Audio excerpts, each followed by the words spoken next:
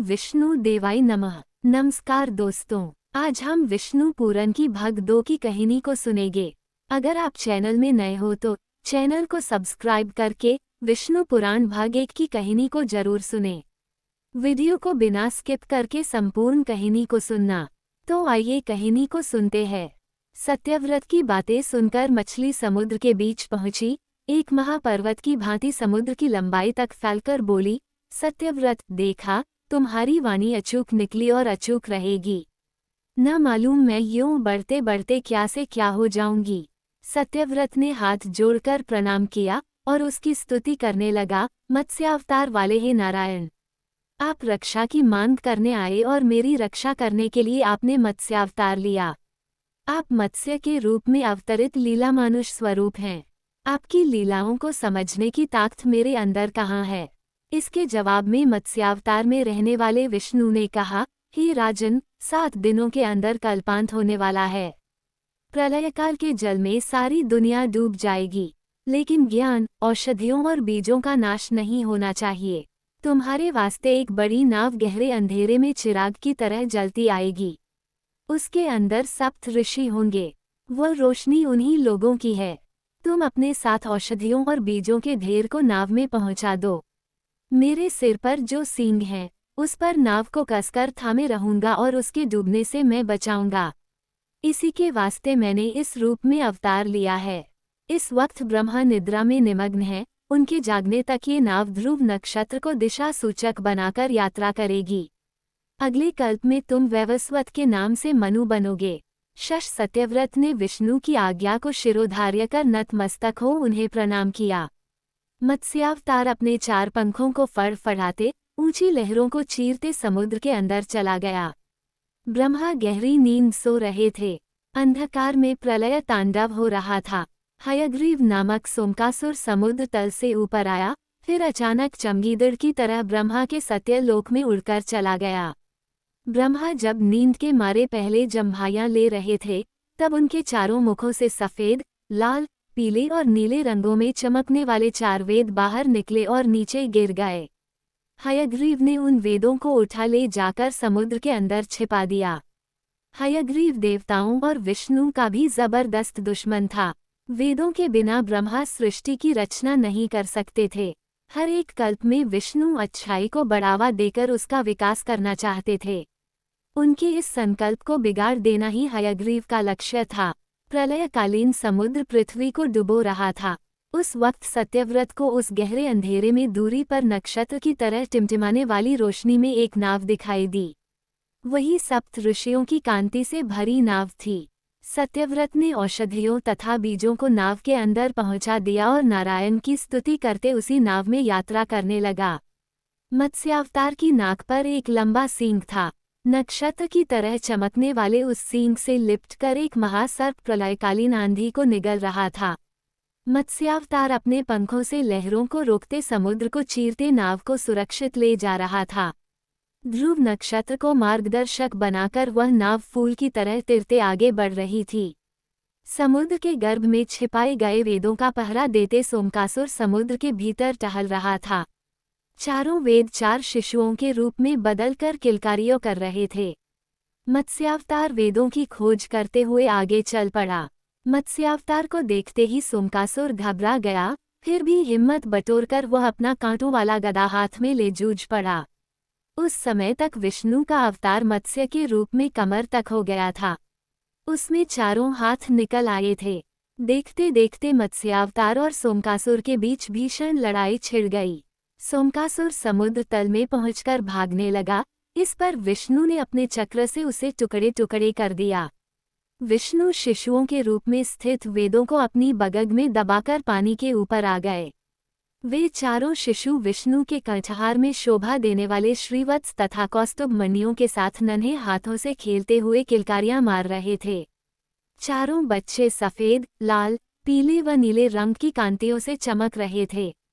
विष्णु के हाथों में शंख और चक्र शोभायमान थे। विष्णु के मत्स्यावतार को देख ऋषि और सत्यव्रत तन्मय हो हाथ उठाकर उनकी स्तुति करने लगे। प्रलय तांडव शांत हो गया था। जहां तहां भूमि दिखाई देने लगी थी। नाव भी अपने लक्ष्य पर पहुंच गई। ब्रह्मा के लिए दिन और रात का समय बराबर था। उनकी निद्रा का समय पूरा होने को था।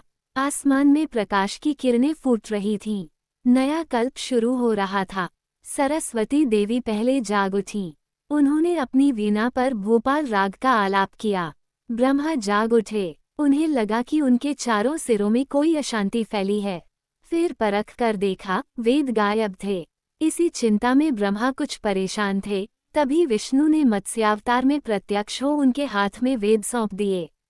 ब्रह्मा ने विष्णु के मत्स्यावतार को जी भर कर देखा, तब अपने हाथ जोड़कर चारों मुखों से उनकी स्तुति की। रू नारायण, जो व्यक्ति आपके मत्स्यावतार का ध्यान करता है, उसकी सारी विपदाएं इस तरह हट जाएंगी जैसे प्रलय के रूप में उपस्थित सारी विपदाएं दूर हो जाती हैं और उनका अज्ञान रूपी अंधकार हट जाएगा। शश, विष्णु के द्वारा मत्स्यावतार लेने का कार्य सफल हो गया था, इसलिए वे अंतर्धान होकर अपने निवास वैकुंठ में पहुँचे। ब्रह्मा ने वेद लेकर सृष्टि की रचना शुरू की। सत्यव्रत श्राद्धदेव वैवस्वत के नाम से मनु हुए। सप्त ऋषि आसमान में अपने अपने स्थानों में पहुंचकर सप्तर्षि मंडल के रूप में प्रकाशित होते हुए ध्रुव की प्रदक्षिणा करते घूमने लगे। यो सूत महर्षि ने कहानी सुनाई। इस पर मुनियों ने पूछा, सूत महर्षि, हम लोग ध्रुव की कहानी सुनना चाहते हैं। शश, सूत मुनि यों सुनाने लगे, इस विशाल विश्व में सबसे ज्यादा ऊंचा स्थान ही ध्रुव मंडल है। वही विश्व स्वरूप विष्णु के शिर का स्थान है। ऐसा ऊंचा स्थान पाने वाले ध्रुव उत्तानपाद नामक एक राजा के पुत्र थे। ध्रुव की माता सुनीति राजा उत्तानपाद की ज्येष्ठ पत्नी थी। सुरुचि छोटी रानी थी। राजा सुरुचि को ज्यादा प्यार करते थे। एक दिन राजा उत्तानपाद छोटी रानी सुरुचि के पुत्र उत्तम को अपनी जांघ पर बिठाकर प्यार जता रहे थे। तभी वहां पर ध्रुव आ पहुंचा। उसके मन में भी अपने पिता की जांघ पर बैठने की इच्छा थी। वो बड़ी लालसा से अपने पिता की आंखों में देखता रहा। उस वक्त सुरुचि वहीं पर थी। राजा सुरुचि से डरकर ध्रुव को देखकर भी अनदेखा सा कर गए। ध्रुव ने सोचा था कि उसके पिता उसको भी अपने छोटे भाई के जैसे अपनी जांघ पर बिठाएंगे, पर ऐसा न होते देख उसे रोना आया। उसके गालों पर आंसू मोती जैसे चमक उठे। ध्रुव की हालत देख सुरुचि खिलखिलाकर हंस पड़ी और बोली, अरे बदकिस्मत के बच्चे, चाहे तुम जिंदगी भर तपस्या क्यों ना करो, मेरे पुत्र के समान तुम्हें अपने पिता की जांघ पर बैठने का भाग्य प्राप्त न होगा। मेरे पेट में पैदा होगे तभी तुम्हें ये सौभाग्य प्राप्त होगा। हाँ, तुम तो जब देखो नारायण का संकीर्तन किया करते हो। अब तपस्या करके उसी नारायण से पूछकर देखो, कहीं वे तुमको ऐसा सौभाग्य प्रदान कर सकते हैं या नहीं। शशियों सुनीति ने ध्रुव का मजाक उड़ाया। बालक ध्रुव का मन कचोट उठा। उसका दुख उमड़ पड़ा। उसका क्रोध खौल उठा। उसके मन में सुरुचि की हत्या करने की इच्छा जगी, लेकिन दूसरे ही क्षण उसे सुरुचि एक उत्तम उपदेशिका सी लगी, मानो उसे यह सलाह देती हो, बेटा नारायण पर विश्वास करो, तपस्या करो। शश तब ध्रुव को लगा कि उत्तम कुमार ऐसे महान उपदेश पाने का सौभाग्य न रखने वाला एक अभागा है। राजा उत्तानपाद उसे अंधेरे रूपी जाल में फंसकर छटपटाने वाले हिरण जैसे लगे। इसके बाद ध्रुव ने सुरुचि को इस प्रकार प्रणाम किया, जैसे गुरु का उपदेश पाने के बाद शिष्य गुरु को प्रणाम करता है। तब वहां से चल पड़ा। ध्रुव के इस व्यवहार पर चकित हो सुरुचि अपने मन में सोचने लगी, लड़का तो भला मालूम होता है। गालियां देने के बाद भी प्रणाम करके चला गया। प्रणाम न करे तो करेगा ही क्या। मेरे सामने मुंह खोलने की उसकी हिम्मत है, या उसकी मौत हिम्मत कर सकती है। शश आंसू बहाते लौट आए ध्रुव को देख दासियों के द्वारा सारी हालत जानकर सुनीति रो पड़ी। तब बोली, हाँ बेटा, बात सच है। दासी जैसी ही निकृष्ट जीवन बिताने वाली मेरे गर्भ से तुम क्यों पैदा हुए। तुम्हारी मौसी की बातें सच हैं। तुम्हारे लिए और मेरे वास्ते भी उस नारायण को छोड़ कोई दूसरा सहारा नहीं है। शश अपनी माता की बातें सुनने पर ध्रुव के मन को शांति मिली। बोला, माँ, मैं तपस्या करने जा रहा हूँ, मुझे कृपया आशीर्वाद दो। शश क्या बोला, तुम तपस्या करोगे? तब तो नारायण से सुरुचि के गर्भ से पैदा होने का वर मांग लो। शश सुनीति ने कहा, माँ, ऐसी बातें अपने मुंह से न निकालो। मैं तुम्हारा पुत्र हूँ, हमें कभी अपने को छोटा मानना नहीं चाहिए। ये तो आत्महत्या के समान है। मैं ये साबित करना चाहता हूँ कि ध्रुव की माता कैसी भाग्यशालिनी है। दिशाहीनों के लिए दिग्दर्शक बनने का वर मैं नारायण से मांग लूंगा। शश ये कहकर ध्रुव उसी वक्त घर से चल पड़ा। रास्ते में नारद मुनि से बालक ध्रुव की मुलाकात हुई। नारद ने पूछा, हे ध्रुव कुमार, लगता है कि तुम खेलने के लिए चल पड़े। शश, स्वामी, मैं तपस्या करने जा रहा हूँ। शश ध्रुव ने जवाब दिया, ओह, तपस्या नामक कोई खेल भी है। तब तो खूब खेलो, बेटा। शश नारद ने मजाक किया, मुनिवर, यह कोई खेल नहीं, सचमुच मैं तपस्या करने के लिए ही जा रहा हूँ। ध्रुव ने स्पष्ट शब्दों में कहा, उफ, ये बात है। इस छोटी सी बात को लेकर तुम तपस्या करने जा रहे हो। मेरे साथ चलो, मैं देखूंगा कि तुम्हारे पिता तुमको अपनी जांघ पर क्यों कर नहीं बिठाते। शश नारद ने कहा, स्वामी, मैं किसी की दया नहीं चाहता। सबसे उत्तम नारायण का अनुग्रह मुझे चाहिए। इसी वास्ते मैं तपस्या करने के लिए जंगल में जा रहा हूँ। शश ध्रुव ने कहा, तपस्या करना कोई हंसी खेल की बात नहीं, बेटा।